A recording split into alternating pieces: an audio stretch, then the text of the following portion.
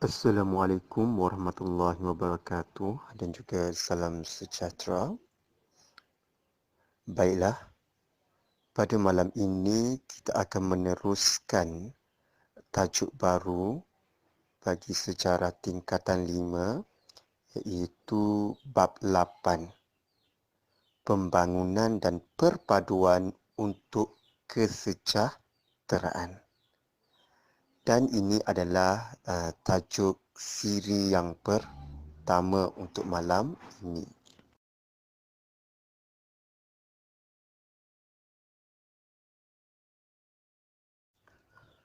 Untuk siri yang pertama berkaitan dengan bab 8 pembangunan dan perpaduan untuk kesejahteraan, maka pada malam ini kita akan memasuki subtopik berkaitan dengan 8.1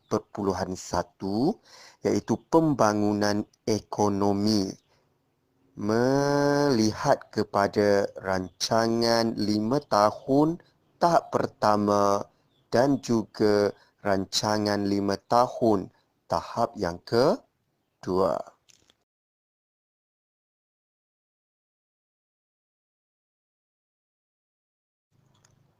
Jadi, para pelajar sekalian, apakah yang akan anda pelajari pada malam ini? Antara yang perlu anda fahami dalam pembelajaran pada malam ini adalah anda semua boleh menghuraikan matlamat dan usaha-usaha rancangan 5 tahun dalam tahap yang pertama dan juga tahap yang kedua. Secara ringkasnya para pelajar sekalian, rancangan 5 tahun tahap pertama ini melibatkan 3 rancangan ekonominya. Pertama, melibatkan rancangan Malaya pertama. Secara ringkasnya, isi kandungan yang akan kita bincangkan adalah tentang pembukaan tanah, penubuhan rida dan juga penubuhan felda.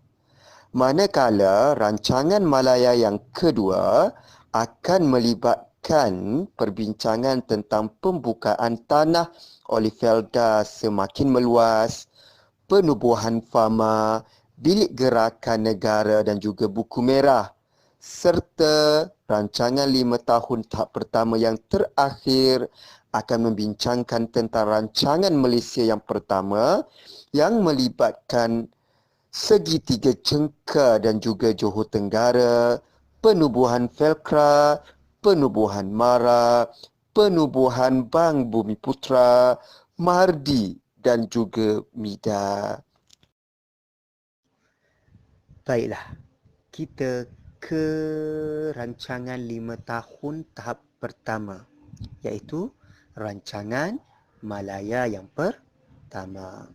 Jadi, untuk memahami tentang berkaitan dengan rancangan 5 tahun, iaitu rancangan Malaya pertama, kita perlu melihat pertama tentang matlamat.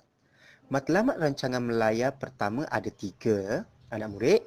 Yang pertama adalah nak membangunkan kawasan luar bandar supaya juran pendapatan penduduk luar bandar dengan bandar dapat dirapatkanlah. Kedua, tujuannya untuk membasmi kemiskinan masyarakat luar bandar. Ketiga, nak mempelbagaikan aktiviti ekonomi dan sumber pendapatan negara supaya kita tidak lagi terlalu bergantung kepada getah dan juga biji timah. Jadi untuk mencapai 3 matlamat dalam rancangan Malaya pertama, apa yang dilakukan oleh kerajaan? Pertama, kerajaan telah mewujudkan rancangan pembangunan bersepadu. Yang ini menekankan ataupun memberi perhatian terhadap sektor ekonomi, sosial dan awam. Kedua, membuka tanah baru. Tujuannya untuk apa? Untuk pertanian, penanaman semula getah, nak menggalakkan pengeluaran hasil pertanian dan nak meningkatkan lagi perusahaan melombong biji timah. Malah, kerajaan nak membantu masyarakat luar bandar ini juga melakukan strategi dengan memberikan kemudahan serta perkhidmatan seperti menyediakan pusat kesihatan, pendidikan, balai polis, kem tentera, pejabat pos, mahkamah, rumah kaki tangan. Malah, untuk mencapai matlamat tersebut juga kerajaan mewujudkan dua agensi yang sangat penting, iaitu pertama adalah RIDA, Rural Industry Development Authority. Jadi awak kena ingatlah apa matlamat RIDA. Biasanya soalan objektif biasa keluar ni. Okey, yang pertama, matlamat RIDA adalah untuk membangunkan masyarakat luar bandar. Yang kedua adalah nak memberi pinjaman kepada pengusaha pertanian kecil. Tujuannya untuk meningkatkanlah hasil para pertanian. Serta yang kedua adalah untuk nak mengajar penduduk luar bandar ini nak memasarkan hasil pertanian mereka serta menggalakkan orang Melayu dalam perniagaan. Agensi yang kedua ini adalah agensi yang paling penting, iaitu FELDA, Federal Land Development Authority lah nama penuhnya. Tujuannya ditubuhkan oleh kerajaan adalah untuk meningkatkan taraf hidup ya masyarakat luar bandar. Okey, jadi masyarakat luar bandar ini diajar untuk meningkatkan aktiviti pertanian. Jadi untuk membantu masyarakat luar bandar ini, maka kerajaan lakukan apa? Melalui FELDA ini, pembukaan tanah baru secara besar-besaran serta berusaha untuk mewujudkan pentempatan baru kepada masyarakat luar bandar ini.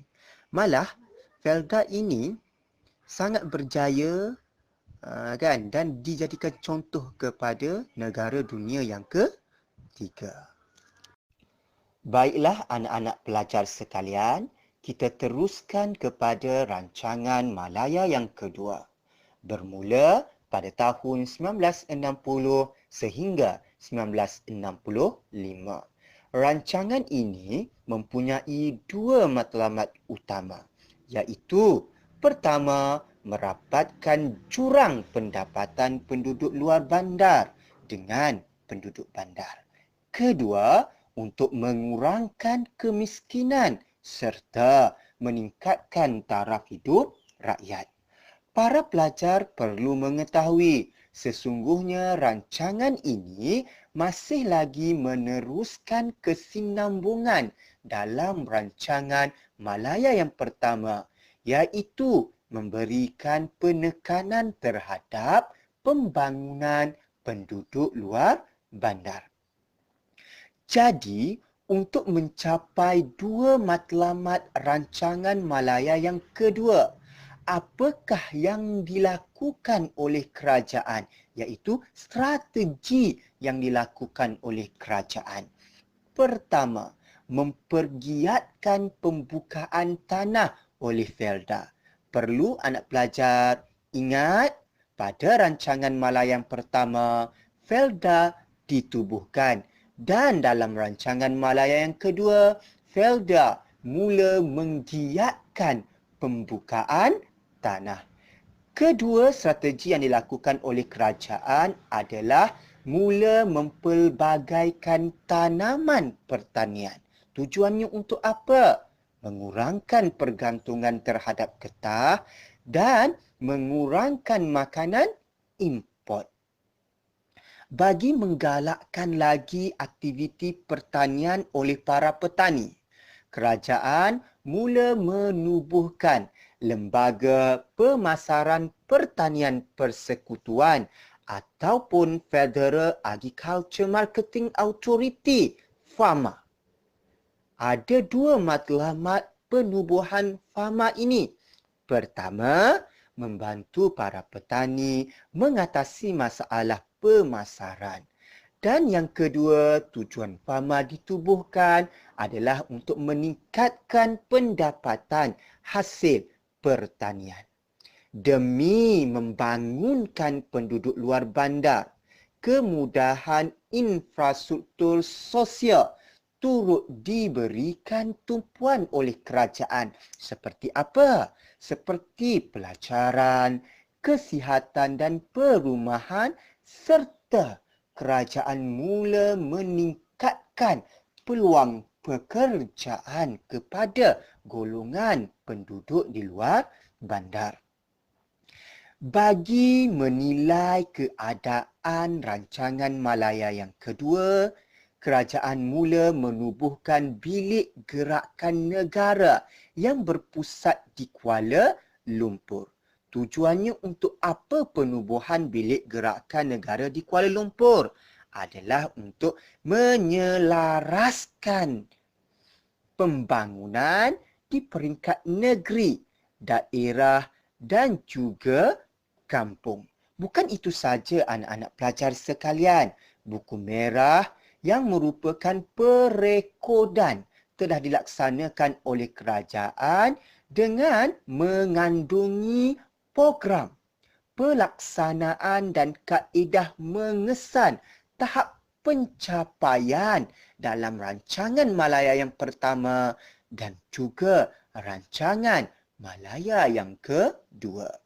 Kita beralih kepada rancangan Malaysia yang pertama bermula pada tahun 1966 sehingga 1970. Rancangan ini merupakan rancangan yang terakhir bagi rancangan pembangunan 5 tahun tahap yang pertama. Tujuan utama rancangan ini dilaksanakan adalah untuk mewujudkan integrasi nasional dengan memberi tumpuan kepada pembangunan berfokuskan kesejahteraan rakyat. Ianya bersifat bersepadu, merangkumi semua bidang ekonomi dengan mempelbagaikan ekonomi pertanian dan memulakan sektor perindustrian. Maka, demi mencapai dua matlamat ini, strategi yang dilakukan oleh kerajaan adalah mempergiatkan lagi pembukaan tanah Felda dengan pesat. Di bawah Felda ini juga, projek seperti Segitiga Jengka dan juga Johor Tenggara telah dilaksanakan demi membantu Felda dalam membangunkan ekonomi masyarakat luar bandar. Kerajaan telah menubuhkan lembaga pemulihan dan juga penyatuan tanah negara iaitu Felcra. Dalam rancangan Malaysia yang pertama, RIDA iaitu Rural Industry Development Authority telah digantikan dengan Majlis Amanah Rakyat iaitu MARA. Ada dua matlamat utama MARA ditubuhkan. Pertama, membantu masyarakat Bumiputera dalam bidang perdagangan. Dan yang kedua, dalam bidang perindustrian. Strategi yang dilakukan oleh MARA adalah dengan membantu usahawan Bumiputera, menambah guna tedaga Bumiputera dan meningkatkan ekuiti Bumiputera. Kerajaan juga mula menubuhkan Bank Bumiputera demi menggalakkan penyertaan Bumiputera dalam perusahaan dan juga perdagangan. MARDI iaitu Institusi Penyelidikan dan Kemajuan Pertanian turut diperkenalkan. Apakah tujuan penubuhan MARDI? Adalah menjalankan penyelidikan serta memperkenalkan teknologi meningkatkan hasil keluaran pertanian kecuali getah. Kerajaan juga menubuhkan MIDA, Lembaga Kemajuan Perindustrian Malaysia serta memperkenalkan Lembaga Penasihat Tarif serta mewujudkan Akta Pelaburan demi menggalakkan kemunculan industri baru.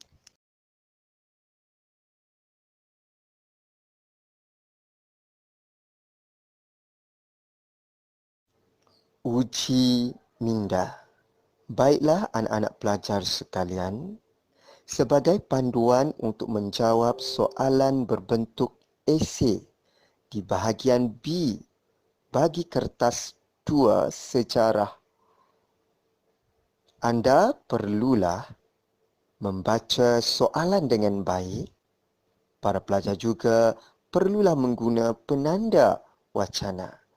Dan yang ketiga, sila pastikan guna kepala ayat dalam soalan yang telah diberikan.